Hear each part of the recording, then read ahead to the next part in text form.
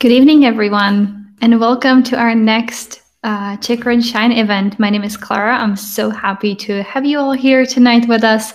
And today we'll be talking about an exciting topic.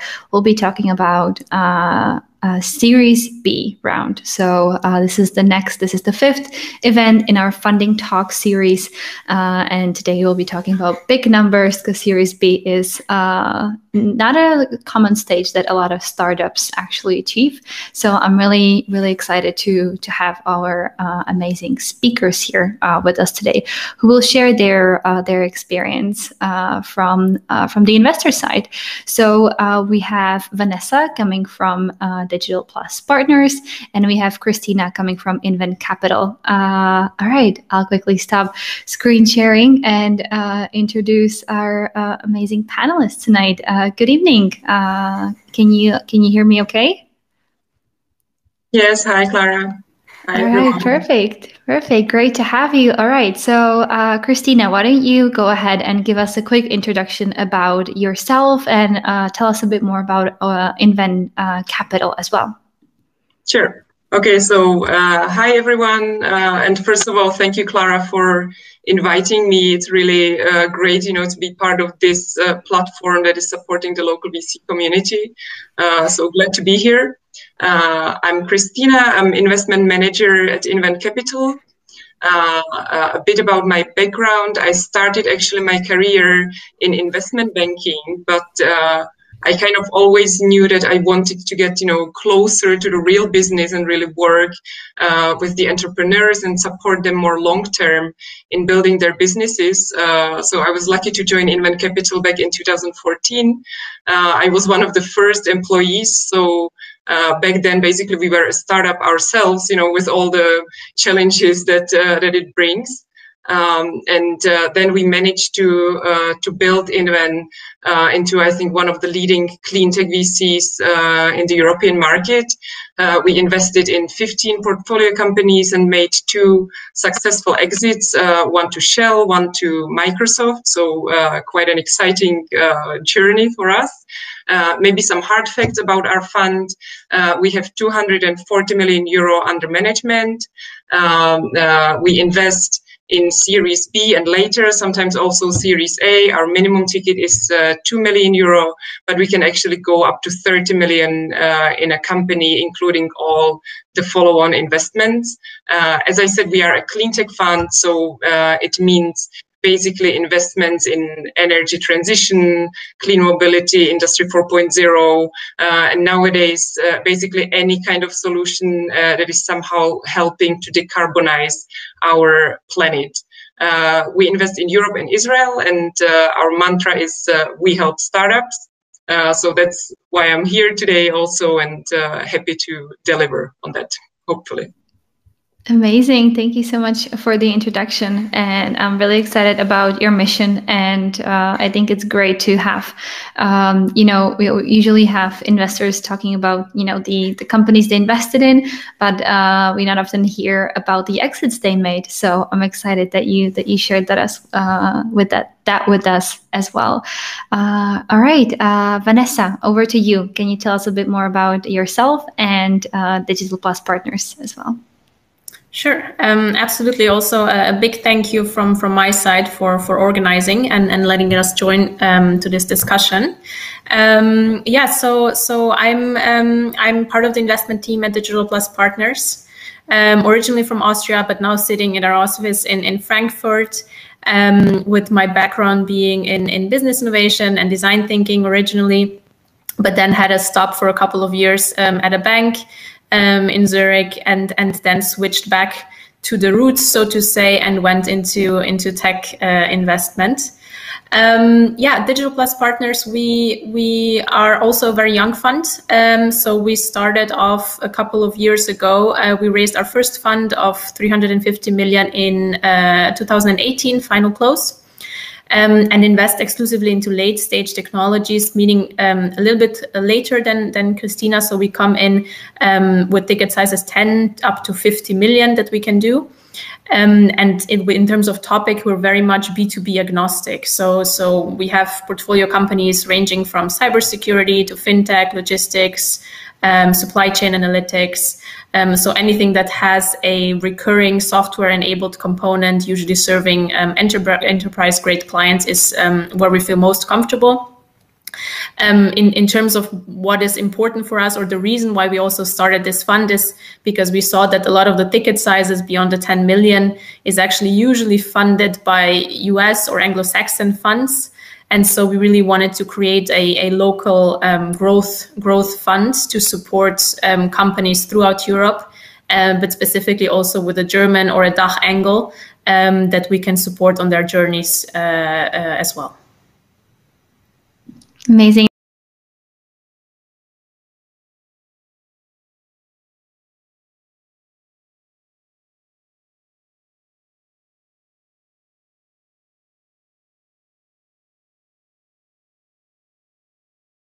Box, which is on the right side. So if you have any questions for our speakers, please feel free to ask. We'll ask during our discussion. All right, so today we'll talk about Series B. So we'll sort of explore the ins and outs of how that process looks like. What is the best timing for a company to raise a Series B round?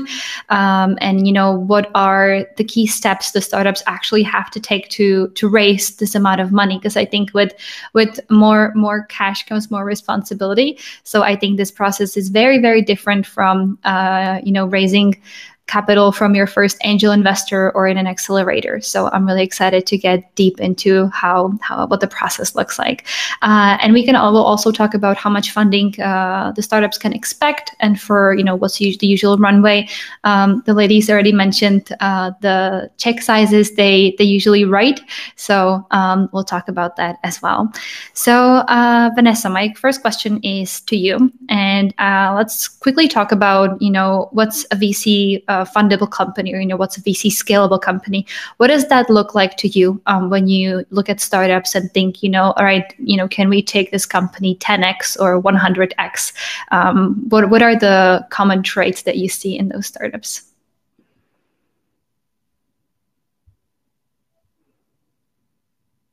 Sorry, your microphone is muted. Now it should be working. Perfect. Great. Okay.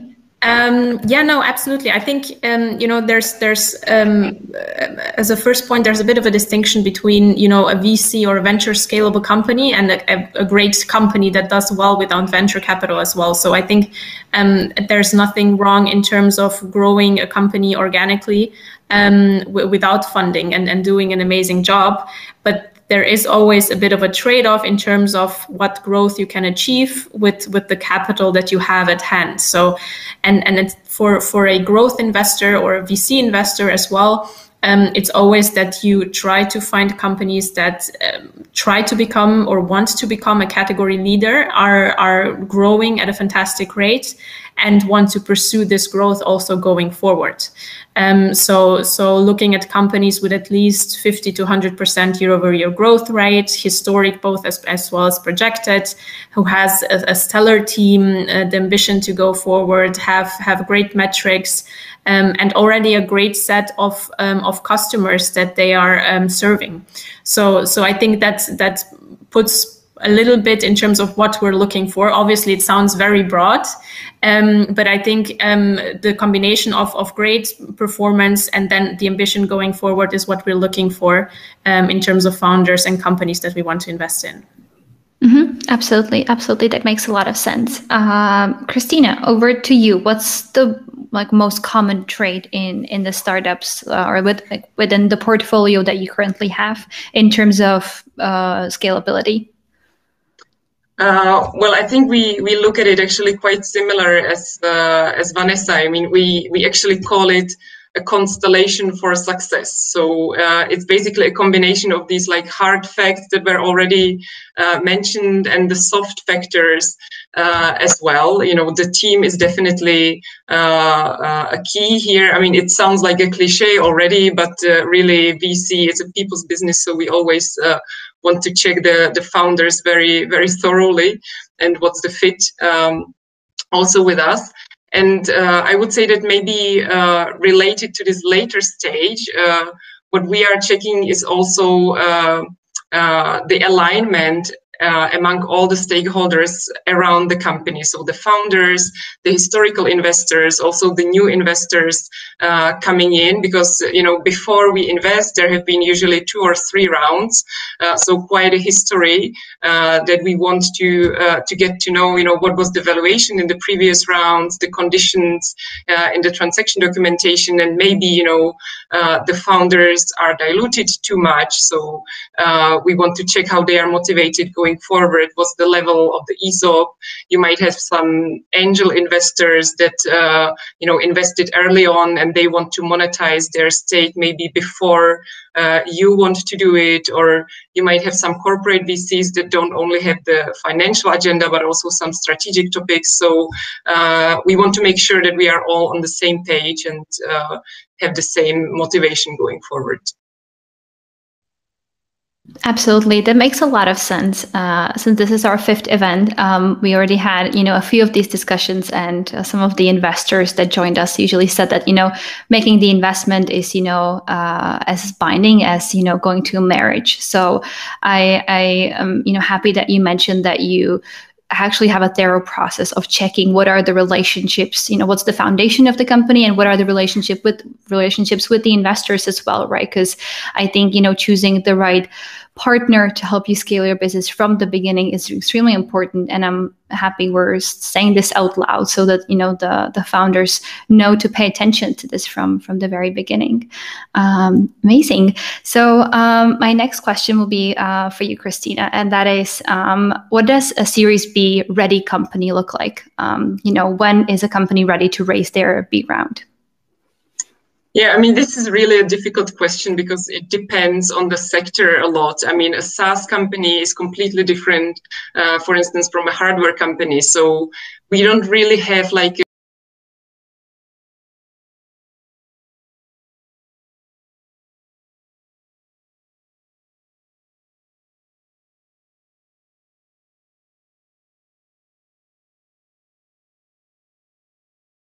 But to me, actually, the common thing in Series B quite often is the international expansion. Quite often we see, you know, startups that are leaders on the local market, or like one of the leaders. They already have good traction, you know, great revenue growth. They also have a professional organization. So it's not only the founders running everything and doing the day-to-day business, but they really have a strong C-level management, and now they want to grow it big and go international, you know, hire sales teams in different countries, maybe grow above this like kind of magical level of 100 employees and things like that. Absolutely. And I especially agree with you on the sales team part. We just had a really interesting conversation with Hubert, who's the founder of Product Board. And he was saying that one of the most crucial things they did in order to start really scaling is to switch from being a product organization into being a sales organization, right? Because it's one of the hardest moves you have to do as a tech or even a hardware company to really, you know, start selling. So I'm happy that you mentioned that. Vanessa, when is a startup not ready for a Series B? So quite at the opposite question for you. Yeah, I think you just mentioned it. I think for us, it's really the distinction, you know, the moment when you have a finalized product, you're ready to commercialize it and are focusing really on scaling. This is where we feel for us, the investment stage starts for, if you want to call it a Series B. We also don't have a fixed term, but it's really this transition going to more commercial heavy organization that you want to build. I think this is definitely one of the most important things that we look at.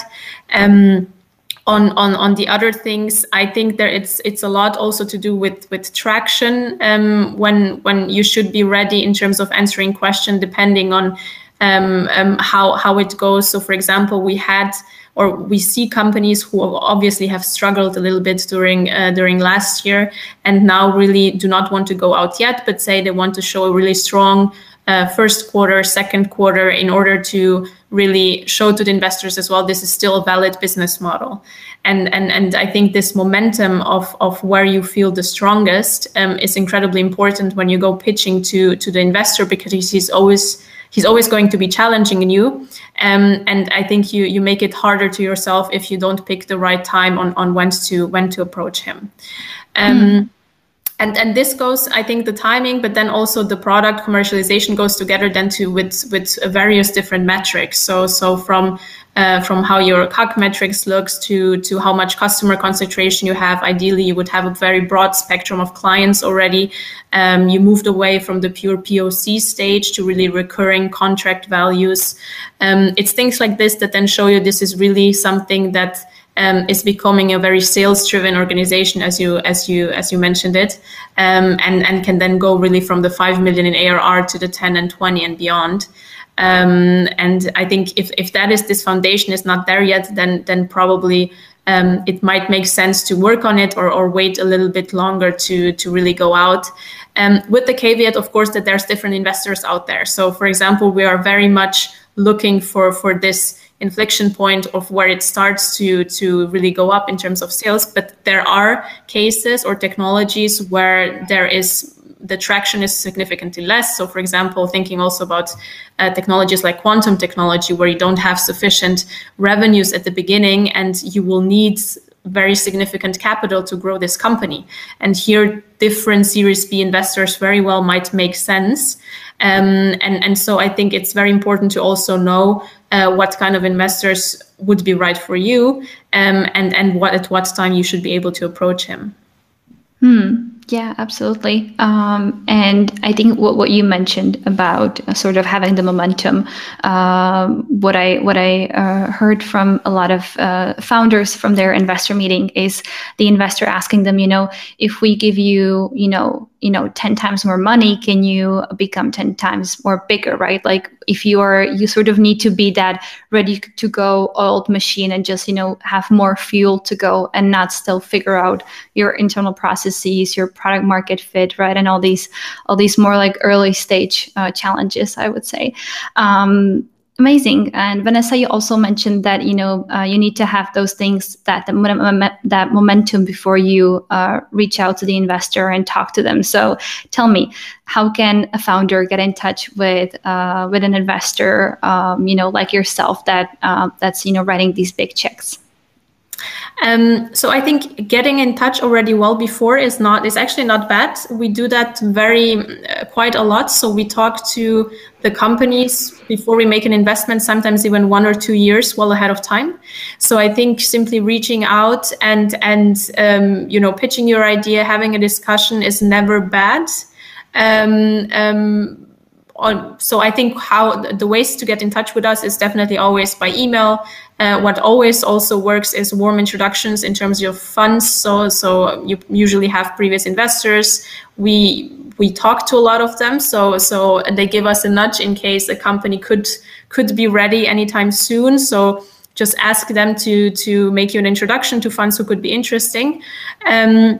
But I think the relationship already before you kick off the Series B is also incredibly important, because those short interactions that you might have in a 6-month or a 12 months basis with also later stage investors, where you already discussed the issues you've been having, the ambitions that you have, this is how you already get to know each other.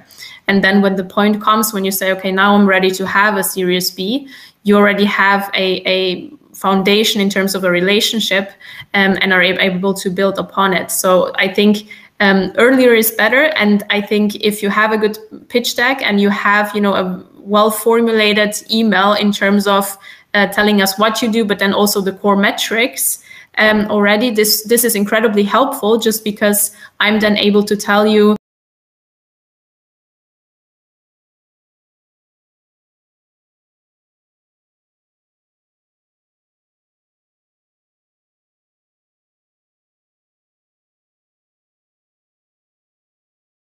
about it.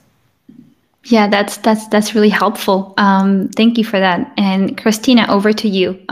What other steps would you recommend to founders, to take before they actually start reaching out to investors, right?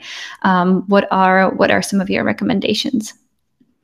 Yeah, I think my key recommendation really is don't underestimate the preparation, because quite often if you don't know the company before, as Vanessa mentioned, it's really about the first impression, about the first introductory call, first pitch deck that you send them. So really make sure that you have everything ready before you launch the process, including the pitch deck, the financial model, all the kind of key documents that we are going to see in the due diligence. Have it ready. And also the whole way how you run the process, I think, is very important, and it kind of makes an impression about how professional you are. If you are, answering to the emails the next day or, in a week time, sometimes it can get really chaotic with some startups, and it's not really a good sign. And another thing is really you should have a clear story about how you are planning to grow the company, how much money you need, and how you are planning to use them. And everyone in the company should be telling the same story, which is not always the case. Sometimes, we have the CEO pitching something, then you have a call with the CFO and it's slightly different. Then you talk to an investor that is already in the company, and again, it's a different story. So this is a red flag to us for sure. And maybe one last thing is kind of have a clear idea before you launch the round what kind of investor you want to get in the round, or a consortium of investors. So do you want more strategic investors or financial ones? Maybe you are planning, expansion to the US, so you might want to get an investor there.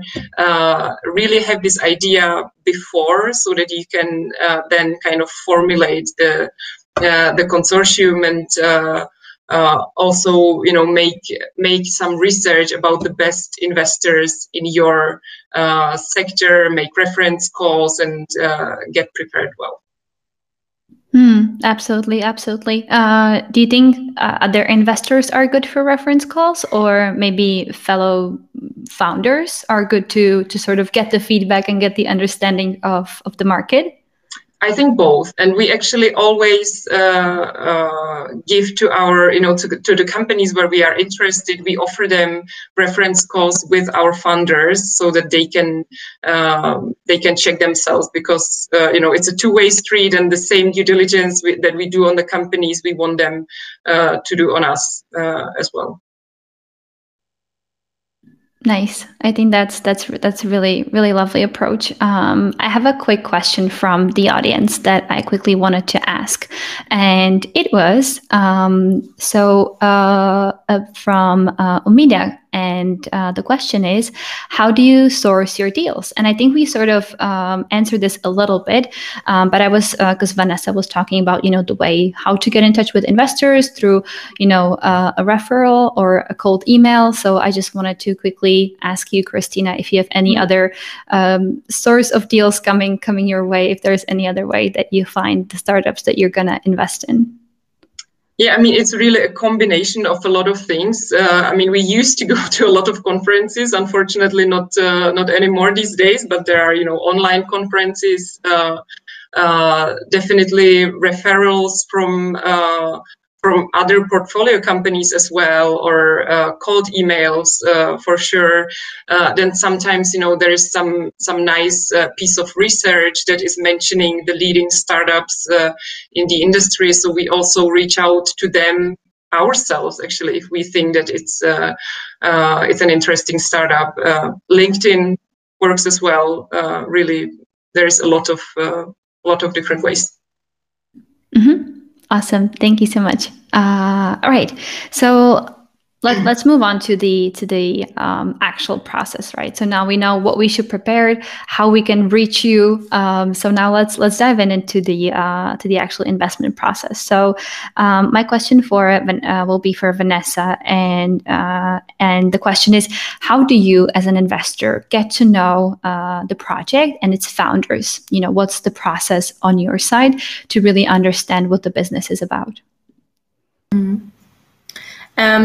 So I think really the really important thing that Kristýna already mentioned is preparation. So you can already tell the quality of the round, I would say, in terms of how much of the quality actually of the documentation that they're able to submit already well in advance. So having a very thought through business plan, financial model, a go-to-market strategy, even down to the legal documentation. If you really have a very good, well-structured data room that we can already have a look in advance, this already leaves a very good impression. And then based on this, we get to know the founder by scheduling discussions with them. So basically having a discussion with the CEO and the entire management around commercialization strategy, around go-to-market, around scaling, then have separate session in terms of financial, have sessions with the CDO on the product, maybe bring in an external expert from our side who has already done it before. And I think through these interactions, you can really, because sometimes the materials are very good, but the team maybe is less. So for example, if you use bankers, sometimes, not always, but it's with these interactions that you really get to know how someone is thinking, how they got to this conclusion. There might be specific reasons behind why they're targeting a specific segment, or why this is specifically very much successful, or why not. And through these discussions is how we then draw up also our hypothesis around, is this really a company that we believe in? Having this combination of really team perspective, but then also great documentation behind it. I think this is how we get to know them. And then obviously, you mentioned before reference calls. This is also something that we do very much in terms of not just getting to know the team, but having discussions in terms of, is this really the space that we should be excited about? Is the hypothesis that this is going to be a very much growing space with incredible clients or incredible companies coming up here? And then we spar it also our findings with the founders. So we go back and we tell them, look, this is what we found. And then you also see how a founder reacts in terms of challenging their business model, or also being a little bit critical of it. And you I think you see there how he reacts in more difficult or challenging discussions. This is also a way how to get to know him a little bit. So it's very much this interactive back and forth in how we create our hypothesis of whether we want to make an investment or not. Mm-hmm, absolutely. What you mentioned on, coming back to the founders with your feedback and, maybe some suggestions or adjustments, or just with, asking the founders, are you willing to change your business model, or are you willing to take our advice? Do you generally expect the founders to listen to your advice, or are they more stubborn and, really confident in what they have built? How does this conversation usually go? I would never go to a founder and tell him, please change that.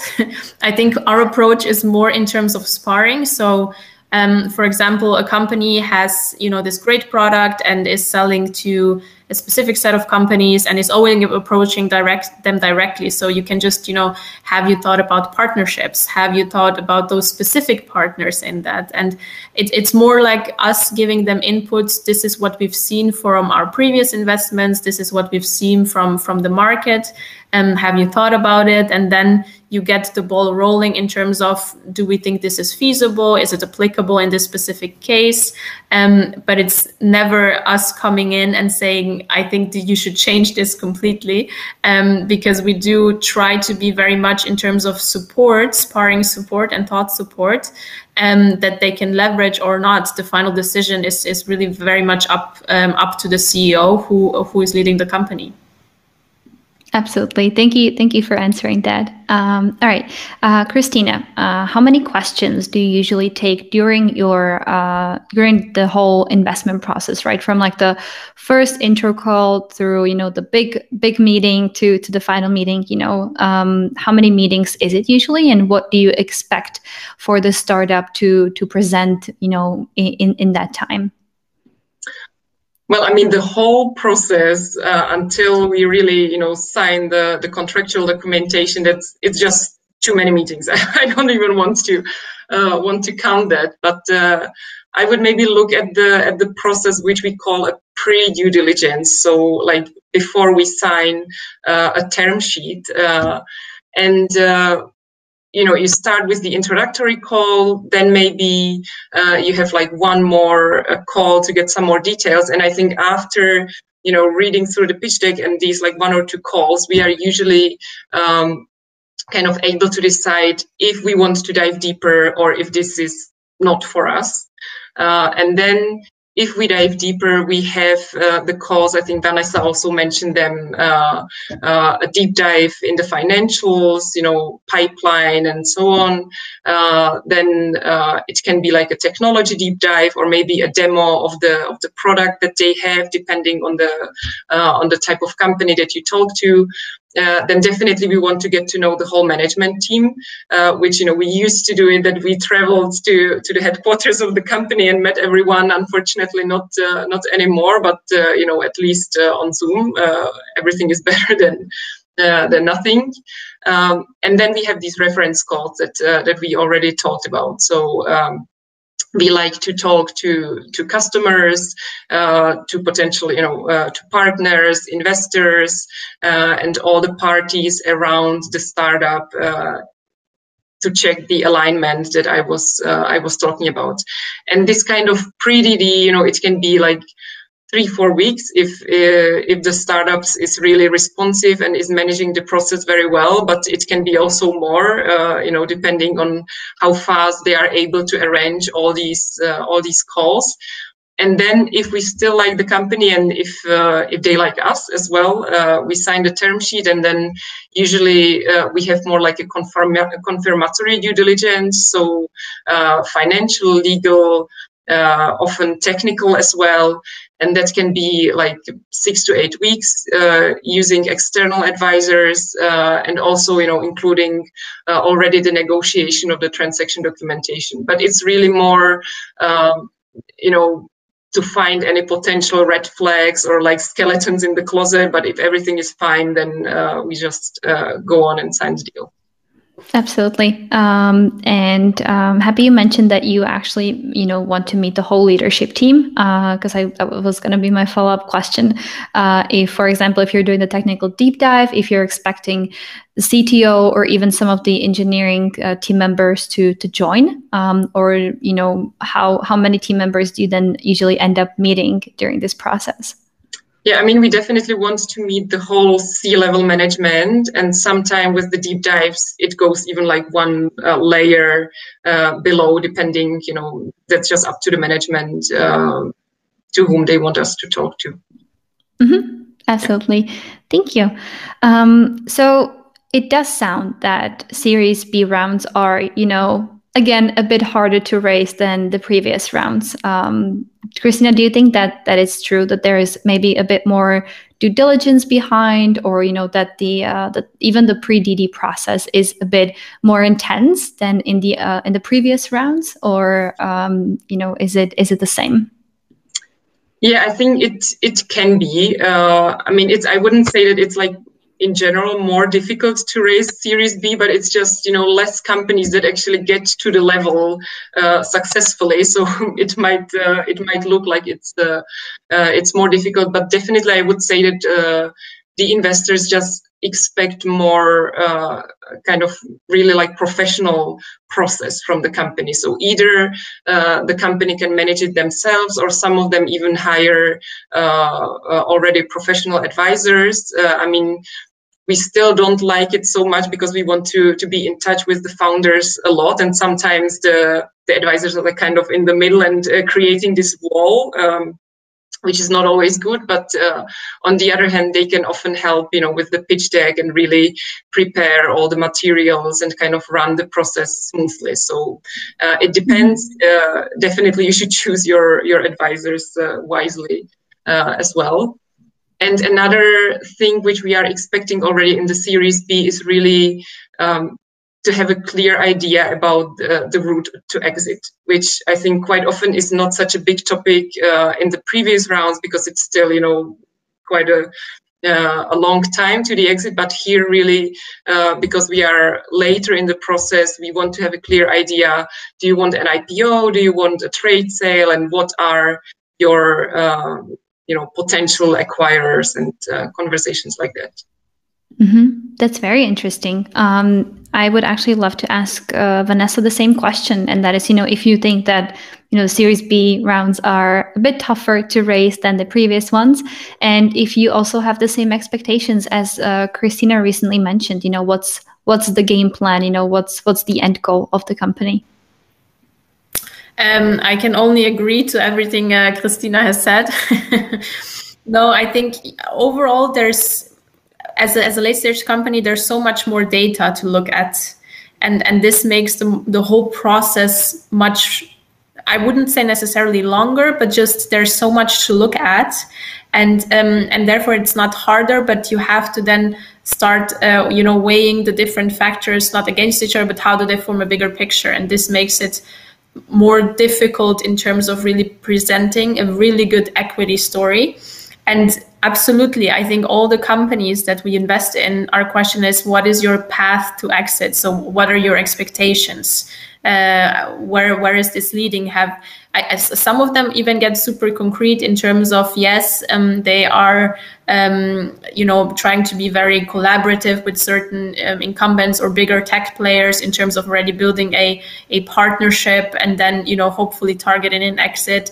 Some are more vague, but I think to have a perspective, at least, this is where we see our product. And we, for example, some also come in and say, this is our product roadmap. And we just wanted to show you also that compared to the product roadmaps of Microsoft or Amazon, we're not competitive. We're actually enabling them in terms of growing their product, which of course then creates a better story in terms of being able to sell that hopefully someday to them. So it's really thinking about how does my route compare to the others, and does it feed into the bigger story in terms of, for example, thinking about video communication tools, talking about now employee collaboration communication tools, which is a really big topic right now. And where do they expect this market to go? Is it going to be one winner? Are there going to be several winners? Things like this, to have a good perspective here is, I think, super important, because it's then not so far anymore than it was at the seed stage to think about already how to make a really good exit out of it. Absolutely. Thank you so much for answering that as well. All right, let's move on to our next topic, which are the founders of the companies. And what I would actually love to ask Kristýna is, what are some of the values or, like the skills or personality traits that you are looking for in the founders that you invest in? Yeah, I mean, it's again a combination of several factors, and we even at Inven we have a kind of name for it. We call it the soul of a winner, which one of the factors is that the founders really should be able to answer very well the why question, like why are you doing the business? Why have you started the company? Why are you motivated every day to do this quite tough job? And it really drives their motivation, and also it brings the resilience in the founders, which is definitely a very important factor, especially these days. Then I think second point is the ability to create this alignment among the stakeholders that I was talking about. So they need to be really good in communication, have some level of empathy and things like that. And a third point would be that they should be able to learn from their mistakes. In our first investment, Zonen, the founder, Christoph and Thorsten, they actually started a company before that went bankrupt. But they were able to learn from this failure and started another business that then became really successful, and we exited the company to Shell. So, this is the kind of characteristics that we would like to see in all of our founders. Wow. That's a great success story. And I think very motivational as well, right? Because it doesn't mean that if you fail that, it's a bad thing. It can be a great source of learning as well. Yeah. Amazing. Vanessa, what about you? And, what do you look for in terms of the different values and characteristics in your founders at Digital Plus?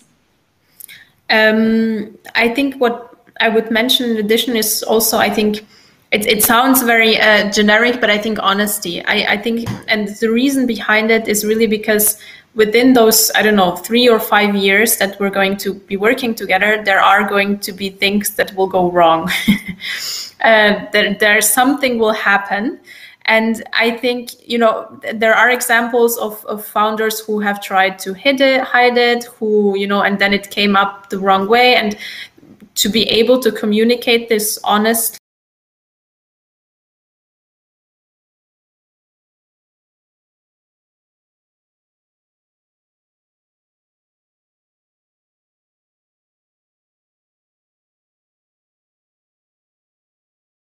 the moment, people start hiding things, it can take a very wrong turn very, very soon. So I think honesty is definitely one. And yeah, I think, just, a can-do spirit, ambitious. We do value also good culture. So I think we do like companies that think about things as sustainability and diversity, at least in its foundation. I think that would sum it up. Absolutely. Thank you for sharing that. All right. So now that you have, we've had all the meetings, we went through the investment process, you found the right company to invest in. What do you expect from the startup or, the scale up probably at this point to actually achieve with the capital they raised from you? And I'll start with Kristýna. Yeah, I mean, it's again, it differs company by company. Basically, we want them to achieve what they promised in the pitch book, in the pitch day that they send us the first day. So, of course, it doesn't always work like that. And then you really need the management to be able to improvise and to find the best way how to invest the money. If the situation on the market, for instance, changes, to shift it, maybe find another go-to-market strategy, another product, and be really creative with the money. Mm-hmm, mm-hmm. Absolutely. And Vanessa, the same question over to you. What do you expect the startup to achieve after they raised capital from you?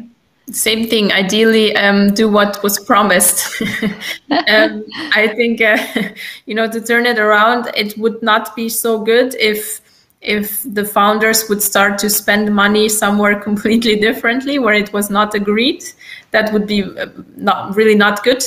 But I think, yes, just this is the reason why also I think we should be careful in terms of how you plan the years, in terms of traction, in terms of how you use your capital, because we will always be going back in terms of this is what we agreed on, this is what the plan was made out to, what happened.